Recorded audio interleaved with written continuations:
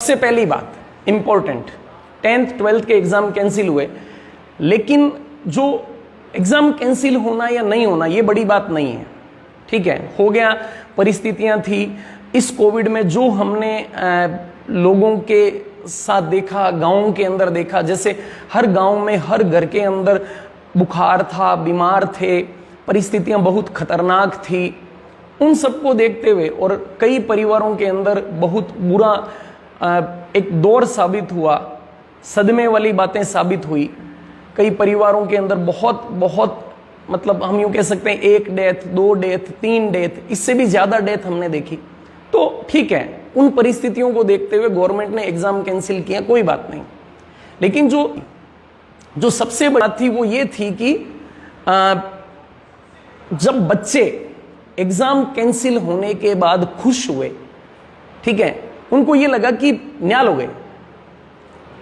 देखो, खुश होना, दुखी होना, मैं ये कह रहा हूं कि आप उसको एक सिंपल प्रोसेस के तहत लेते, आप उसको सिंपल प्रोसेस के तहत लेते कि यार एग्जाम कैंसिल हो गया, कोई बात नहीं, लेकिन कैरियर के एग्जाम बाकी हैं। कौन सा बोर्ड के परसेंटेज से अपना कैरियर बन जाता? नहीं बनता ना, सीधी सी बात है।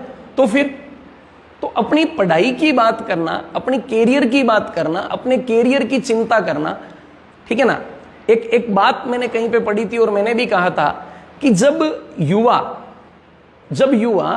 पबजी और टिकटॉक, है ना, इनके बैन होने पे तो दुखी होते हैं और एग्जाम के कैंसिल होने पे खुश होते हैं, तो थोड़ा परिवार के अंदर चिंता वाली बात बननी चाहिए। हमें चिंतन करना पड़ेगा इसके बारे में। तो ये हुआ, कुछ बच्चे खुश हुए, तो मैंने यही कहा कि यार खुश होने की बात नहीं है, आप अपने कैरियर की चिंता करो, पहली बात। दूसरी बात, एजुकेशन जहां तक मुझे लगता है कि जब तक हो सकता है कि महीने 2 महीने में खुल जाए, परिस्थितियां देखते हुए, कई लोग मांग भी कर रहे हैं खुल जाए, कई अच्छे लोग भी कह रहे हैं खुल जाए, लेकिन थोड़ा सा ये लग रहा है कि जो 3rd वेव की बात है कि जब तक बच्चों का वैक्सीनेशन नहीं आ जाता, है ना, जब तक बच्चों का प्रॉपर वैक्सीनेशन नहीं आ जाता, तब तक एजुकेशन खुल भी गई तो बंद होने की संभावना रहेगी, बंद भी हो गई तो खुलने की संभावना रहेगी। तो ऐसी परिस्थितियों में क्या किया जाए? ठीक है, आप इस तो क्या किया जाए? पिछले 2 साल में, अच्छा, हमारे पास में अभी नए एडमिशन आने शुरू हुए हैं, है ना। संस्कार लाइव ऐप के अंदर, संस्कार एकेडमी ऐप के अंदर नए एडमिशन आने शुरू हुए हैं हमारे पास में। इंफॉर्मेशन आज खूब, मैं कह रहा हूं कि जो बच्चों की पढ़ाई के लिए जितना अच्छा हो सकता है वो इंफॉर्मेशन आज आपको मिलेगी सबको, ठीक है। तो ये बात यहां से निकल के आती है, ठीक है। तो ये हम लोग थोड़ा सा कहते हैं। अब बात आती है कि जो बच्चे यहाँ पे नए जुड़े, है ना, जो बच्चे नए जुड़े, जो बच्चे क्लासेस के अंदर जुड़े, उनके साथ में बात ये निकल के आती है, जो बच्चे नए जुड़ रहे हैं, जैसे मेरे पास में 11th में नए एडमिशन आए भाई, तो 11th में जो नए एडमिशन आए, आप यकीन नहीं करेंगे, उन बच्चों की 9th और 10th, ठीक है ना, उन बच्चों की 9th और 10th का, अब 11th में बच्चा आ रहा है और 9th 10th का उसको बेसिक नहीं पता। मैं एक छोटी सी बात बताता हूं कि मैंने सेल और पाचन की बेसिक बातें क्लास के अंदर करी है ना। अगर मैं कहूं 11th की बुक पढ़ानी शुरू कर दी मैंने, आप मानोगे उसके कुछ पल्ले ही नहीं पड़ने वाली बात। हालत यह है कि आपको 9th 10th का बेस देना ही पड़ेगा। ठीक है, कोरोना की वजह से नहीं हुआ, ये एक डरावना सच है, आपको उसको बेस देना पड़ेगा। बोला, मैंने बच्चों से कहा कि बेटा ये टॉपिक, बोला सर ये तो हमारे हट गया था, सिलेबस में था ही नहीं। अब वो सिलेबस में नहीं था, लेकिन उसके बिना आगे के टॉपिक नहीं हो सकते, ठीक है ना। संस्कार रिजल्ट दे रहा है लगातार 9 सालों से, आप मानिए लगातार एमबीबीएस, 9 साल से नागौर जैसे छोटे से शहर से लगातार एमबीबीएस दी है। ऐसा साल नहीं गया जब एमबीबीएस नहीं दी। पिछली साल लॉकडाउन सबसे खतरनाक साल हम सबके लिए। मैं कई बार क्लास में बच्चों को मोटिवेशन की बात करता हूं, पढ़ाई की बात करता हूं, तब मैं उनको एक बात बोलता हूं। मैं मान लीजिए कईयों को कह रहा हूं, कई हो सकता है मेरी बात का मजाक उड़ाएं, एक बच्चे के ऊपर भी सकारात्मक असर होता है तो मेरा बोलना सार्थक है। सारे के सारे मिलकर कोशिश करेंगे, एजुकेशन का सिस्टम अच्छा होगा, हम एक दूसरे को मोटिवेट करें, जो भी अच्छा कर रहा है उसकी तारीफ करें, अच्छा लगेगा और दिमाग में स्ट्रेसफुल कंडीशंस नहीं बनेगी, ये तय है। संस्कार में एडमिशन चल रहे हैं, संस्कार लाइव ऐप है, वहां पर हम कोशिश कर रहे हैं बच्चों का बेस बनाकर पढ़ाने की। हम लोग कोशिश ये कर रहे हैं कि बेस को बनाकर तैयार करें, वो नहीं कर रहे हैं कि कोई इंस्टीट्यूट सीधा 11th में आ गया तो 11th के हिसाब से ना। पवन जी रावत, कल मिलते हैं आपसे। संस्कार एकेडमी ब्यावर, एक बहुत युवा लड़का, बहुत नया जोशीला लड़का, और ब्यावर जैसे छोटे से शहर में बहुत मेहनत कर रहे हैं सकारात्मकता के साथ, और बहुत पॉजिटिव, बहुत हेल्पफुल, बहुत मोटिवेटिव, बहुत इंस्पायरिंग।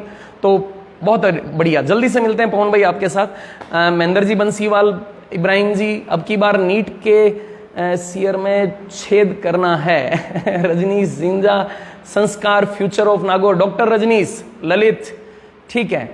तो ये सब है, सारी की सारी बातें हैं। हम सब आपकी आवाज बन के आपके साथ हैं। ललित ने एक बहुत अच्छी बात की, छोटा भाई है, डॉक्टर है, मैं इसको बहुत आगे करता हूँ, मतलब है ना, गालियां बहुत निकालता हूँ मैं इसको, लेकिन ये कह रहा है कि आप आवाज की चिंता मत करो, हम सब आपकी आवाज बनकर आपके साथ हैं, और इसी उम्मीद के साथ, इन्हीं सब बातों के साथ ये सब चीजें चल पा रही हैं। ठीक है, ठीक है ना। छोटे से शहर में कोशिश कर रहे हैं सब मिलकर। सुनील फिड़ोदा, बहुत खुशी है, सुनील भाई जय हो।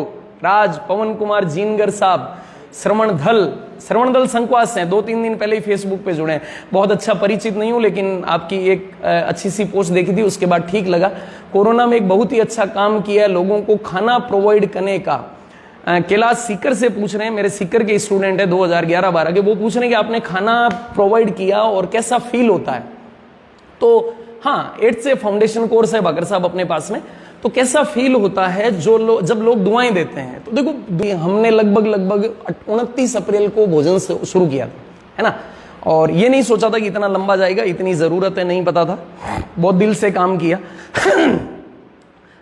अभी होटल्स खुल गई तो हमने उस काम को कल रोक दिया है, और जरूरत आने पर अभी हम भोजन दे रहे हैं। लेकिन लगभग 7,800 टिफिन सुबह शाम तो फिक्स समय पर, और बाकी दिन में कभी भी जब ज़रूरतमंद साथियों के कॉल आ जाते थे, या हॉस्पिटल्स के किसी स्टाफ का कॉल आ जाता था कि हमारे स्टाफ में या हमारे हॉस्पिटल में सर एक दूर दराज के लोग हैं, उनके भोजन की व्यवस्था नहीं हो रही, तो आप आ सकते हैं क्या, तो बड़ी खुशी होती थी।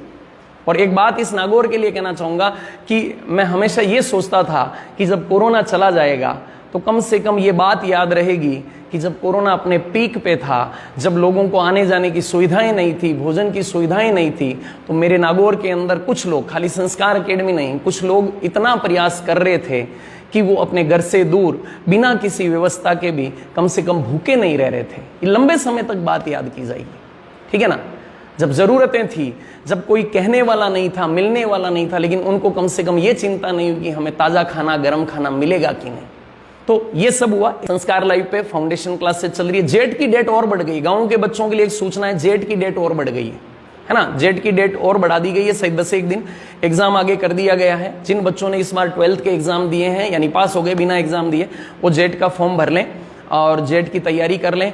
जेट गर्ल्स के लिए बहुत अच्छा स्कोप है, फ्री में पूरा कोर्स करवाया जाता है कॉलेज के अंदर, कॉलेज में कोई फीस नहीं है, और हर महीने 2,000 मिलते एक्स्ट्रा हैं। समझो इस चीज को, 2,000 मिलते एक्स्ट्रा हैं हर महीने। तो जेट के अंदर एग्रीकल्चर से रिलेटेड कुछ बच्ची हैं तो वो कोर्स कर सकती है। फॉर्म की डेट आगे बढ़ा दी गई है 10 दिन, और संस्कार लाइव ऐप पर जेट का कोर्स चल रहा है, शेयर कर सकते हैं साथी। और एयरफोर्स नेवी आर्मी के भी कुछ फॉर्म आए, मुझे इतना नहीं पता, लेकिन एयरफोर्स नेवी आर्मी के भी कुछ फॉर्म आए हैं, उनको भी बच्चे भर लें, ठीक है। और उसके बाद में एजुकेशन डिजास्टर 2 साल के अंदर आया है, मेनली गाँव के अंदर आया है। मोबाइल हाथों में है, लेकिन मोबाइल का सही उपयोग ना तो बच्चों को पता है ना घर वालों को पता है। लाइब्रेरी वाले काम पर चलेंगे। एक रूरल 21 फाउंडेशन संस्थान हमने पिछली साल रूरल 21 फाउंडेशन हमने पिछली साल बनाया था, और उसमें हमने एक प्रयास किया था गाँव के सरकारी स्कूलों के या जरूरतमंद बच्चों को निःशुल्क पढ़ाने का, ठीक है। और पिछली बार लॉकडाउन लग गया था, तो भी हमारे पास में हमने सोचा था 21 बच्चों तक हम लोग पढ़ाने की कोशिश करेंगे निःशुल्क, कि उनका पढ़ाने का पूरा खर्चा निःशुल्क रहेगा एकदम जरूरतमंद बच्चों के लिए। लेकिन हमारे पास 14 बच्चे पहुंचे, ये आपके लिए मैं एक इन्फॉर्मेशन दे दूं, और वो बच्चे अभी हमारे पास में ऑनलाइन या ऑफलाइन मोड में पढ़ रहे थे। इसी तरीके से ये रूरल 21 फाउंडेशन आगे भी चलेगा, ये रूरल 21 फाउंडेशन आगे भी चलेगा। और भी रूरल 21 फाउंडेशन, एक बहुत बड़ी अनाउंसमेंट मेरी तरफ से, बड़ी तो नहीं है, एक साधारण सा व्यक्ति हूं, शेयर कर दें इस बात को। रूरल 21 फाउंडेशन ग्रामीण परिवेश के बच्चों के लिए जो जरूरतमंद है, जो सरकारी स्कूल के हैं, जो वाकई में पढ़ना चाहते हैं, जरूरी नहीं है बहुत एक्स्ट्रा ऑर्डिनरी हो, वो पढ़ना चाहते हैं, वो संस्था के अंदर अपने जो आपके पेरेंट्स तो शायद इस चीज़ को समझ नहीं पाएंगे कि एजुकेशन कहाँ तक दी जाएगी, लेकिन आपके टीचर्स आपको मोटिवेट करके और यहाँ तक अगर पहुँचा दें तो हम उनके लिए निःशुल्क व्यवस्था कर सकते हैं शिक्षा की, और अगर बहुत ज़रूरतमंद है तो निःशुल्क छात्रावास की व्यवस्था भी कर सकते हैं। अब अगली बात, जो प्रेरणा मुझे सीकर की संस्थाओं से मिली, कोटा की संस्थाओं से मिली, और नागौर में हमारे आनंद पुरोहित भाई साहब हैं जिनसे मेरे को खूब प्रेरणा मिलती है। एक तो ब्लड डोनेशन के मामले में और एक पॉजिटिविटी के मामले में, वो हमेशा पॉजिटिविटी की बात करते हैं और उनकी गुड़िया मिस्टी का तो वो जीके वीके सबको पता है, शानदार वाला चलता रहता है। तो आनंद पुरोहित भाई साहब एक मतलब हम यूँ कह सकते हैं बहुत डाउन गई हुई स्कूल के नामांकन को पिछले 5-7 साल के अंदर, एमजेपी स्कूल है, और उसको उन्होंने इतना बढ़ाया कि आज वहां पर बच्चे लाइन से एडमिशन ले रहे हैं। उन्होंने 1-2 दिन पहले कहा कि भाई मैं 8वीं 9वीं 10वीं तक के बच्चों को निःशुल्क पढ़ाऊंगा, उन बच्चों को जिनके कोविड के कारण माता पिता का देहांत हो गया। उसी समय मैंने भाई साहब को मैसेज किया कि भाई साहब यही मैं सोच रहा हूं कि संस्कार के अंदर भी ये मैं करूं। तो उन्होंने कहा कि भाई साहब आप कर रहे हो।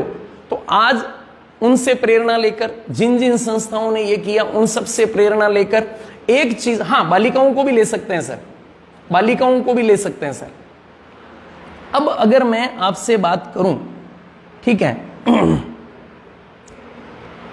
अब तो जिन बच्चों के कोविड के कारण माता पिता को अगर खोया है, या फिर किसी भी कारण से, खाली कोविड नहीं ले रहा हूं, अनाथ है या फिर माता पिता नहीं है तो नहीं है, जिन बच्चों ने खोया है, संस्कार एकेडमी उन बच्चों के लिए फाउंडेशन की पढ़ाई, रहना खाना पढ़ना सारा निःशुल्क करवाएगी। जो जिन बच्चों की मैं बात कर रहा हूं, जरूरतमंद बच्चों के लिए मैं कह रहा हूं, उनकी कितनी जरूरत है उस पर है, पढ़ना तो निःशुल्क ही है, रहने का नहीं कह रहा मैं। लेकिन कोविड के कारण या किसी भी कारण से अगर बच्चा अनाथ है या उसके माता पिता किसी को खोया है, संवेदना है, हम उसका दुख बांट सकते हैं। दुख जितना वो सहन कर रहा है हम खाली महसूस भी नहीं कर सकते, लेकिन संस्कार एकेडमी उनके लिए निःशुल्क रहना खाना पढ़ना सारी व्यवस्था अपनी तरफ से करेगी, ठीक है। और हमें अच्छा लगेगा अगर कुछ बच्चे इस चीज के लिए जुड़ते हैं, ठीक है। और मैं बात करता हूं अपनी रोज वाली कहानी की। एक कहानी यूं है, मैं कई बार बच्चों को बोलता हूं, अभी 2 दिन पहले ही मैंने सुनाई थी वो कहानी, और कहानी यूं है। प्रहलाद जी सर प्रणाम। अंजू थिरोदा, डॉक्टर अंजू थिरोदा, एक साधारण सी बच्ची आज अजमेर में MBBS कर रही है। ये हम सबके लिए एक अच्छी प्रेरणा वाली बात है। थोड़ा सा एक शेर वाला जोर वापस लगा दो सारे के सारे बच्चे, तो थोड़ा लोगों तक और बात पहुंचे। एक कहानी है, कहानी ये कहती है कि वो सबके सुनी हुई है लेकिन हम उसको प्रेरित कर लें, वो बड़ी बात है कि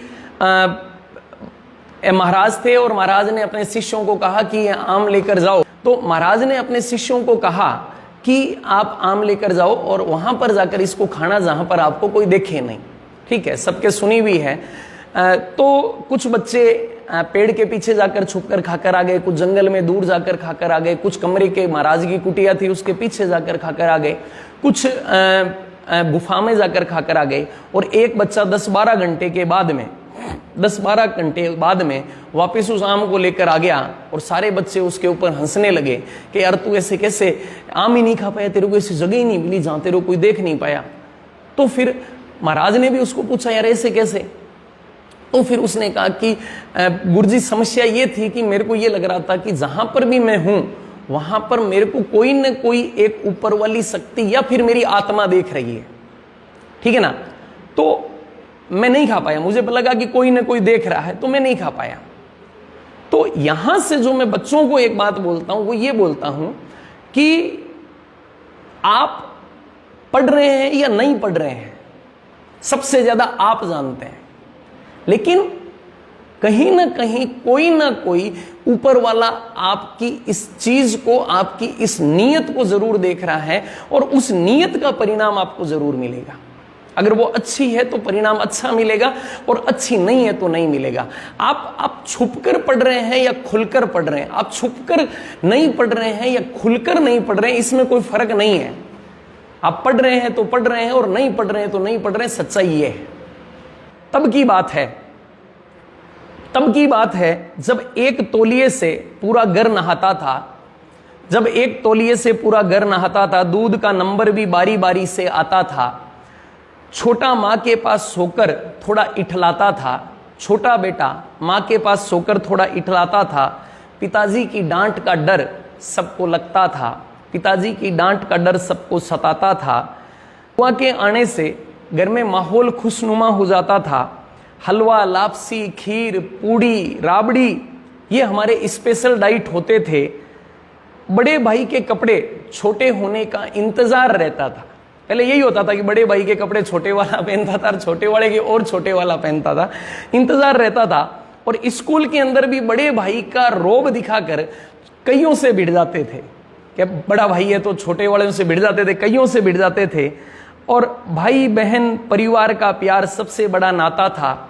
धन का महत्व ना बहुत बीच में आता था। बड़ों के बस्ते, किताब, साइकिल, चप्पल, कपड़े, खिलौने, पेंसिल, इन सब से हमारा नाता था। बड़ों के पेंसिल, चप्पल, बस्ते, साइकिल, खिलौने, इन सब से हमारा नाता था। मामा मामी नाना नानी पर हक जताते थे। जब ननिहाल में जाते थे तो पूरा गांव हमारा ननिहाल होता था, एक घर ननिहाल नहीं होता था। मामा मामी नाना नानी पर सब हक जताते थे। और छोटा सा एक गुल्लक हुआ करता था जो जीवन की सबसे बड़ी तिजोरी लगता था। छोटा सा एक गुल्लक हुआ करता था जो जीवन की सबसे बड़ी तिजोरी लगता था। तौलिया सबका अलग हो गया। पहले घर में सबका एक तौलिया होता था, नंबर से ना लेते थे। अब सबका तौलिया अलग अलग हो गया। मिट्टी में खेलकूद खत्म हो गया। मिट्टी में खेलकूद खत्म हो गया। दूध अधिक और परिवार छोटा हो गया। दूध अधिक और परिवार छोटा हो गया। माँ इंतजार और पिता हर काम में छूट देने लग गए। माँ इंतजार और पिता हर काम में छूट देने लग गए। बुआ, मासी ये दूर होने लग गए। खीर पूड़ी की जगह पिज्ज़ा, बर्गर, मोमो आ गए। खीर पूड़ी की जगह पिज्ज़ा, बर्गर, मोमो आ गए। धन सब कुछ हुआ। कपड़े, खिलौने नए आ गए। सबके अपने अपने कपड़े आए। भाई दूर हो गए। ननिहाल भी औपचारिक सा हो गया कि जाना है तो जाना है, नहीं तो कोई बात नहीं। ननिहाल भी औपचारिक सा हो गया। कई भाषाएं सीखी, कई भाषाएं सीखी, लेकिन जो अपनी मातृभाषा है, जो अपनी जन्म भाषा है, उसको भूल गए। बुजुर्गों के पास बैठना, उनका साथ और संस्कार भूल गए। बहुत पाया पर बहुत खो गए। बहुत पाया और बहुत खो गए। रिश्तों के अर्थ बदल गए। हम जीते तो लगते हैं, लेकिन एहसास और संवेदनाएं शायद खत्म हो गई। हम जीते तो लगते हैं, पर एहसास और संवेदनाएं शायद खत्म हो गई। बस यही कि तब अच्छा था या अब अच्छा है, पर पता नहीं कहाँ से कहाँ तक आप और हम पहुँच गए। ये एक भावनाओं वाली बात है। हम कुछ भी कर लें, हम कहीं पे भी चले जाएं, हमें हमारी पुरानी संस्कृति की ओर लौटना पड़ेगा। मैं लिख के दे सकता हूं 10 साल 20 साल कभी ना कभी वापस जाना पड़ेगा। चाहे उसको मॉडर्नाइजेशन मान के जाना, लेकिन जाना पड़ेगा, ये तय है। और हमें संस्कार, हमें माहौल वहीं से मिलेगा, हमारे परिवारों से मिलेगा, उनके सम्मान और संस्कार से मिलेगा।